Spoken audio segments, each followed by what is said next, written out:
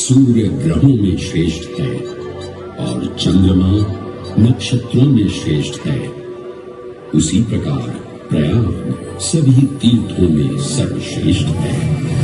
पद्म पुराण में वर्णित ये श्लोक जिस तरह प्रयाग की विशेषता को दर्शाता है, उसी तरह इस पावन क्षेत्र का गुणगान करने वाली अनेक पौराणिक कथाएं, किंवदंतियां एवं कहानियां आज भी जनमानस में प्रचलित हैं। ऐसी ही एक पौराणिक कथा है जो भगवान ब्रह्मा को प्रयाग से जोड़ती है। मान्यताओं के अनुसार भगवान ब्रह्मा को यज्ञ करने हेतु एक दिव्य स्थान की आवश्यकता थी, जिसके चयन को लेकर वे बड़ी ही दुविधा में थे।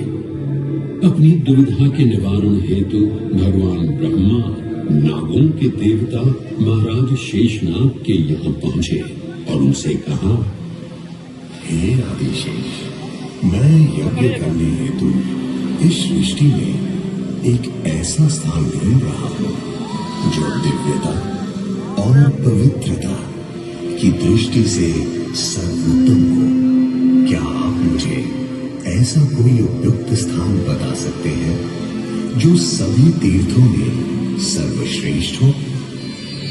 जगत रचयिता को मेरा प्रणाम। भगवान, मैं धन्य हूं कि आपने मुझे इस योग्य समझा। क्यों ना आप स्वयं ही सभी पवित्र स्थानों का मूल्यांकन करें। ऐसा कीजिए, आप तुला के एक पलड़े पर सप्तपुरियों को रखिए और दूसरे पलड़े पर भगवान विष्णु के स्थायी निवास प्रयाग को रखिए, जिसका भार सबसे अधिक आए। मेरे विचार में वही सर्वश्रेष्ठ तीर्थ होगा। इस मूल्यांकन के परिणाम स्वरूप प्रयाग का पलड़ा ही भारी रहा। इस तरह प्रयाग की प्रधानता सिद्ध हुई और तभी से इसे तीर्थों का राजा कहा जाने लगा। आज भी ऐसी मान्यता है कि भगवान ब्रह्मा ने गंगा नदी के पश्चिमी तट पर 10 अश्वमेध यज्ञ संपन्न किए थे। आज उस स्थान को हम दशाश्वमेध घाट के नाम से जानते हैं। भगवान ब्रह्मा के अलावा इंद्रदेव, वरुण देव एवं सोमदेव ने भी प्रयाग क्षेत्र में ही भगवान विष्णु की आराधना करने हेतु यज्ञ किए थे, जिससे उन्हें भी श्री हरि का आशीर्वाद प्राप्त हुआ। प्रयाग शब्द में प्र का अर्थ है प्रकृष्ट और याग का अर्थ होता है यज्ञ। इसलिए इन दो शब्दों से बना प्रयाग सबसे पवित्र स्थान माना जाता है। प्रयाग ही संसार में एकमात्र ऐसा पावन क्षेत्र है जहाँ 3 पवित्र नदियों का संगम होता है। इस संगम का भी एक अनूठा महत्व है।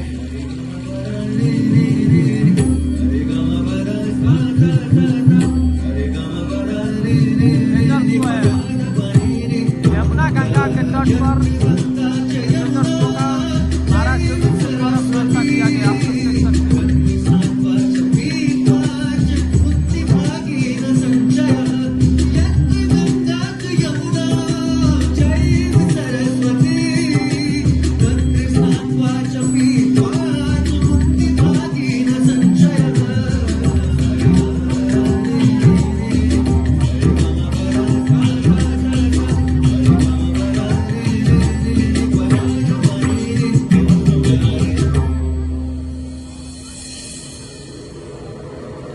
प्रयाग में गंगा, यमुना और सरस्वती जैसी 3 सबसे पवित्र और पूजनीय नदियों का दिव्य संगम होता है।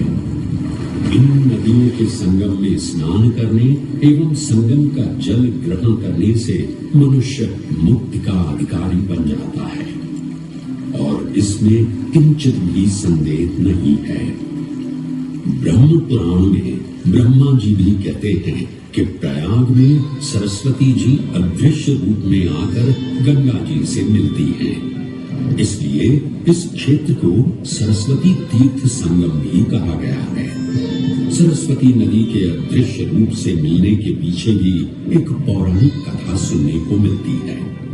ऐसा माना जाता है कि बद्रीनाथ क्षेत्र की गुफाओं में जब वेद व्यास जी भगवान गणेश को महाभारत की कथा सुना रहे थे, तब उस क्षण सरस्वती जी हिम शिखरों से टकराते हुए अपना मार्ग बनाती हुई बड़ी ही तीव्र गति से बह रही थी। सरस्वती नदी के इस तेज बहाव से उत्पन्न होने वाली तेज ध्वनि वेद व्यास जी का ध्यान भंग कर रही थी। इसलिए महर्षि वेद व्यास जी ने सरस्वती जी से वेग और ध्वनि को कम करने का आग्रह किया, परंतु उनके अनुरोध उपरांत भी जब सरस्वती नदी के वेग एवं ध्वनि में कोई कमी नहीं हुई तो उन्होंने क्रोधित होकर सरस्वती जी को श्राप दे दिया और कहा कि वे अब धरती के भीतर यानी कि पाताल लोक में प्रवाहित होंगी।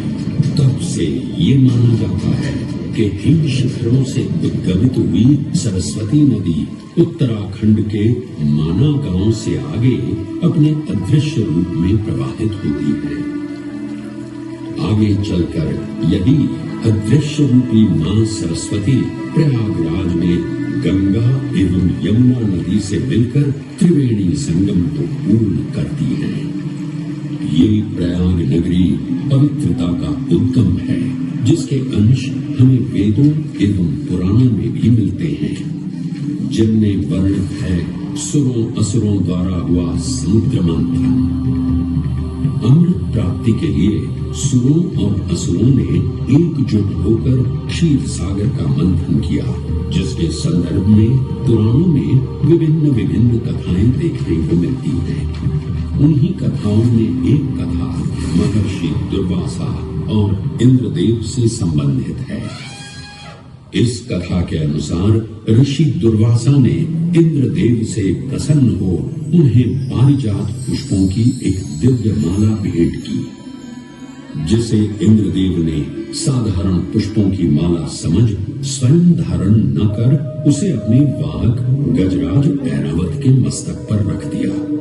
पल भर में गजराज ने वो माला धरा पर गिरा उसे अपने पैरों तले रौंद दिया। ऋषि दुर्वासा से ये अपमान सहन न हुआ और उसी क्षण क्रोधित हो उन्होंने इंद्रदेव को श्राप दे दिया। तेरा इतना दुस्साहस कि तूने मेरा अपमान किया। जिस वैभव एवं शौर्य पर तू इधर आ रहा है, क्षण भर में ही तेरा ये वैभव, प्रतिष्ठा, शक्तियां सब नष्ट हो जाएंगी।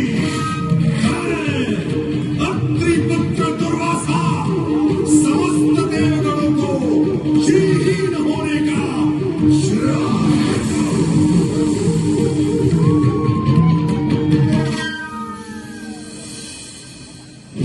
इस श्राप के परिणाम स्वरूप स्वर्गलोक से लेकर वैकुंठ धाम तक का सारा वैभव चला गया। जहां स्वर्गलोक में सभी देवता अपना वैभव एवं शक्तियां खो चुके थे, वहीं वैकुंठ धाम में मां लक्ष्मी भी क्षीर सागर की गहराइयों में चली गई। उनके जाते ही सृष्टि का संतुलन बिगड़ने लगा एवं असुर राजा बलि ने तीनों लोक अपने अधीन कर लिए।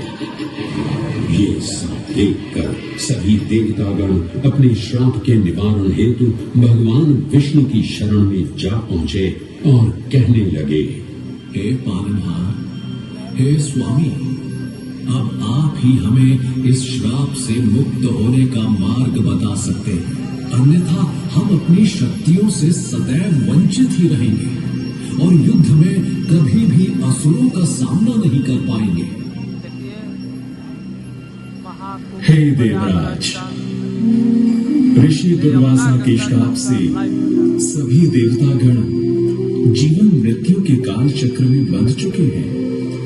इस काल चक्र एवं श्राप से मुक्त होने के लिए अब केवल एक ही मार्ग शेष है और वो है समुद्र मंथन।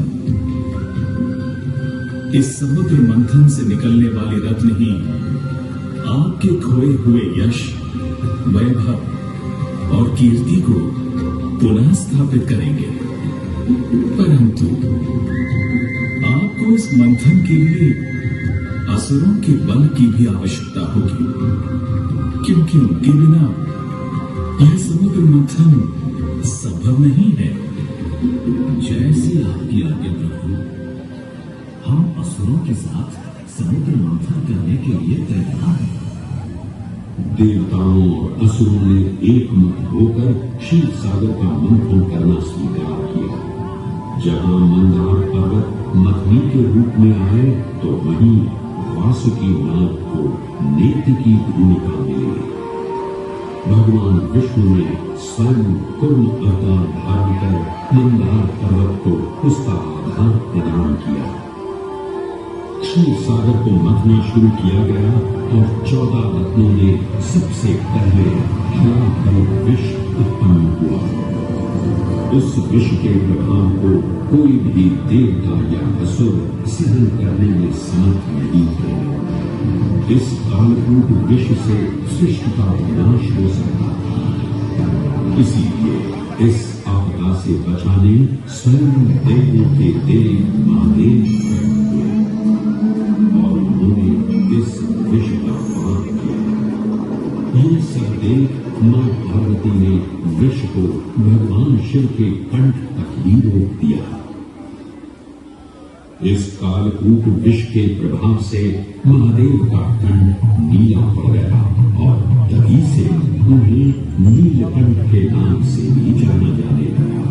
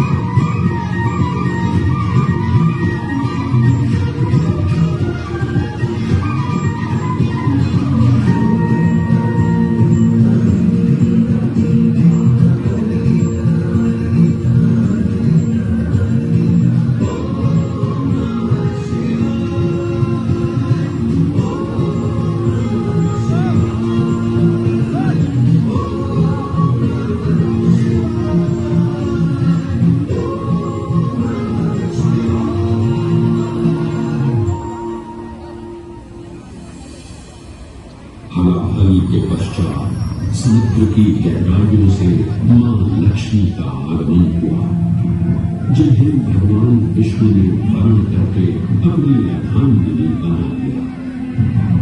इसके पश्चात समुद्र मंथन से एक एक कर कामधेनु गाय, पारिजात वृक्ष, चंद्र, कल्प वृक्ष, अपार सुंदर अप्सराएं, गंधर्व, शंख, यक्ष, बारुद एवं कौस्तुभमणि जैसे अनेक रत्न उत्पन्न हुए, लेकिन सभी को जिस रत्न की सबसे अधिक प्रतीक्षा थी, उस रत्न का निकलना अभी बाकी था। अंततः आयुर्वेद के देव धन्वंतरि अपने हाथ में अमृत कुंभ लिए प्रकट हुए। अमृत कुंभ पानी की लालसा में सुरों और असुरों के मध्य एक घमासान युद्ध आरंभ हुआ।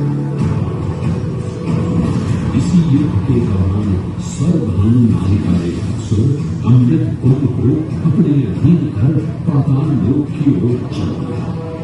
तब अमृत कलश को वापस पाने हेतु देवतागण अपने आराध्य भगवान विष्णु का स्मरण करने लगे। तदोपरांत भगवान विष्णु एक सुंदर अप्सरा मोहिनी का रूप धारण कर पाताल में पहुंचे, जिसे देख सभी असुर सम्मोहित होने लगे।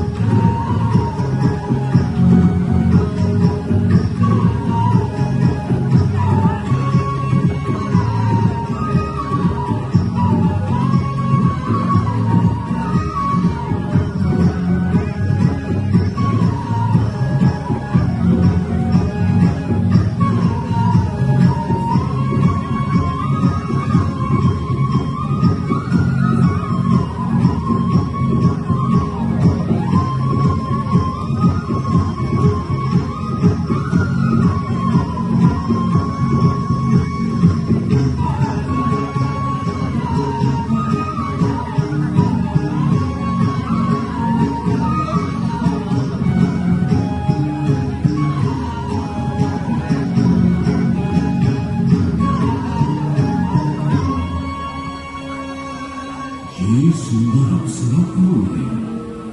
ये कहां से आई है? इसने तो मेरा मन ही मोह लिया। इसे तो मैं ही लेकर रहूंगा। इस सुंदर अप्सरा ने तो हम सबको सम्मोहित कर दिया है। हे सुंदरी, तुम कौन हो और यहाँ क्यों आए हो? हे असुरराज, मैं मोहिनी हूँ और आप ये समझ लीजिए कि मैं आप ही की सहायता हेतु यहाँ पर आई हूँ।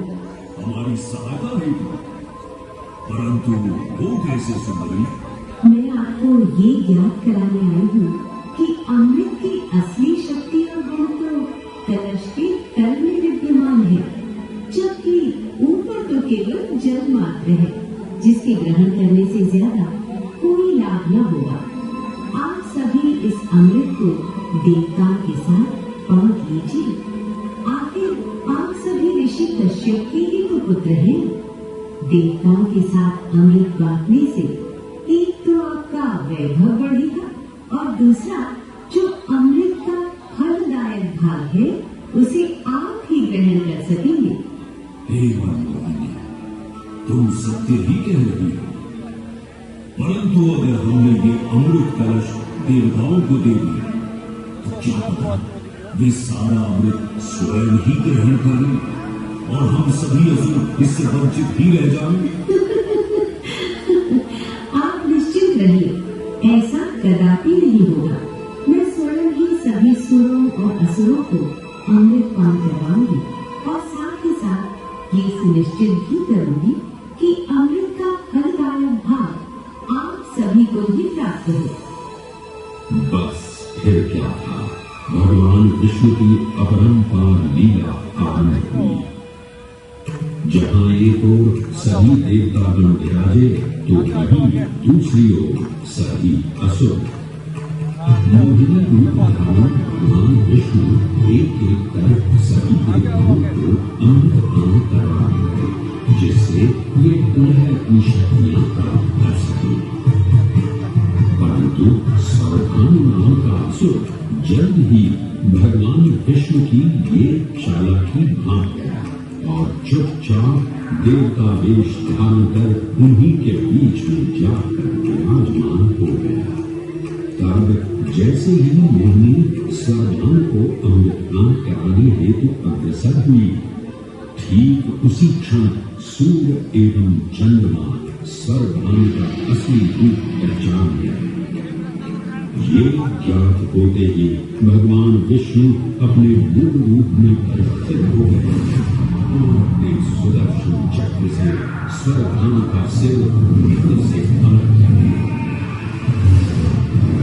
तब तक अमृत की दो बूंदें स्वरभानु के कंठ से उतर चुकी थी, जिसके चलते वो आमरत्व प्राप्त कर चुका था।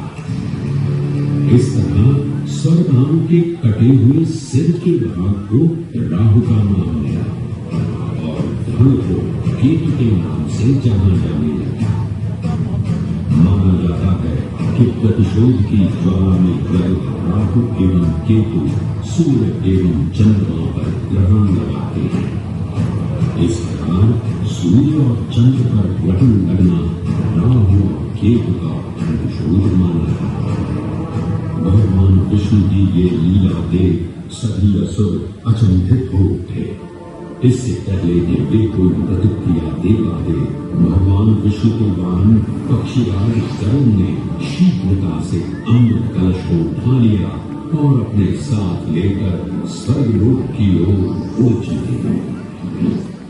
कहते हैं पक्षीराज की इस यात्रा के दौरान पृथ्वी पर 4 जगह अमृत की कुछ बूंदें छलक कर गिर पड़ी थी और इन बूंदों से इन नगरों की नदियों के पानी में अमृत जैसे गुण आ गए थे। वे 4 स्थान हरिद्वार, प्रयाग, उज्जैन एवं नासिक है और यही कारण है कि इन 4 नगरों में कुंभ का पर्व मनाया जाता है। ऐसी भी मान्यता है कि एक दिव्य दिवस एक सांसारिक वर्ष के बराबर होता है और पक्षीराज गरुड़ की यात्रा में 12 दिन लगे थे। इसीलिए हर 12वें वर्ष में कुंभ पर्व मनाया जाता है।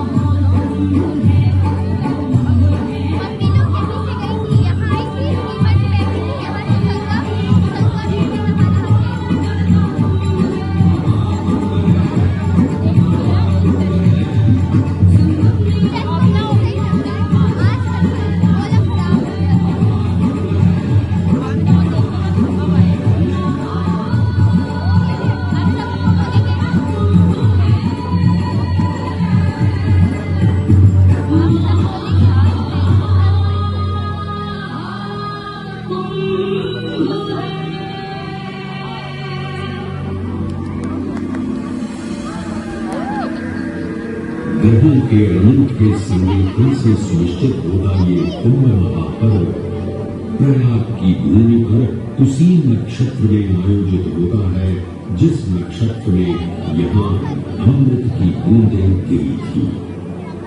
गणनाओं के अनुसार जब बृहस्पति वृषभ राशि और सूर्य चंद्रमा मकर राशि चक्र में प्रवेश करते हैं तब प्रयागराज में कुंभ पर्व आयोजित किया जाता है।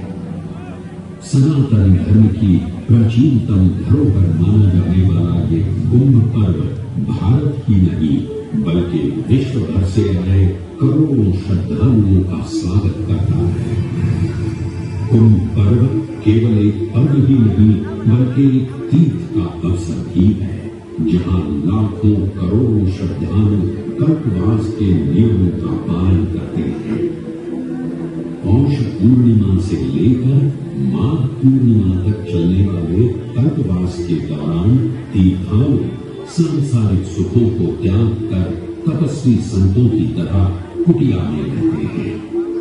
उनकी दिनचर्या ब्रह्म मुहूर्त में गंगा स्नान से शुरू हो संध्या वंदना और भजन कीर्तन जैसे आध्यात्मिक कार्यों के साथ रात्रि तक समाप्त होती है।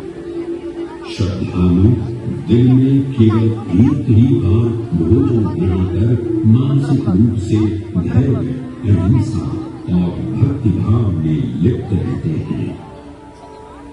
ऐसी मान्यता है कि जो कल्पवासी मोक्ष की अभिलाषा लिए कुंभ पर्व में कल्पवास के नियमों का पालन करते हैं, उन्हें मोक्ष अवश्य ही प्राप्त होता है।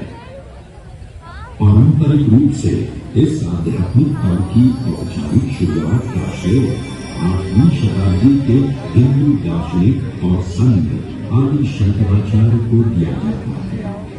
उन्होंने न केवल 4 पवित्र मठों पुरी, श्रृंगेरी, द्वारका और बद्रीनाथ की स्थापना की थी, बल्कि सन्यासी परंपरा को जीवित रखने हेतु 10 सन्यासी व्यवस्था का गठन भी किया गया, जिसके अंतर्गत निर्माण, अटल, निरंजन, आनंद, जूना, आवाहन और अग्निशांत नामक 7 अखाड़े निर्मित हुए। आदि शंकराचार्य का उद्देश्य शास्त्रों के ज्ञान को आपस में साझा कर सनातन धर्म के दार्शनिक आधारों को सुदृढ़ और परिपक्व करना था। अतः धर्म की सभी शाखाओं को संगठित रखने हेतु आदि शंकराचार्य ने प्रयाग की भूमि पर कुंभ पर्व को पुनः आयोजित किया। आज के इस दौर में कुंभ पर्व की महत्ता का अनुमान इसी बात से लगाया जा सकता है कि यूनेस्को द्वारा मानवता की अमूर्त सांस्कृतिक विरासत की प्रतिनिधि सूची में इस पर्व को शामिल किया गया है।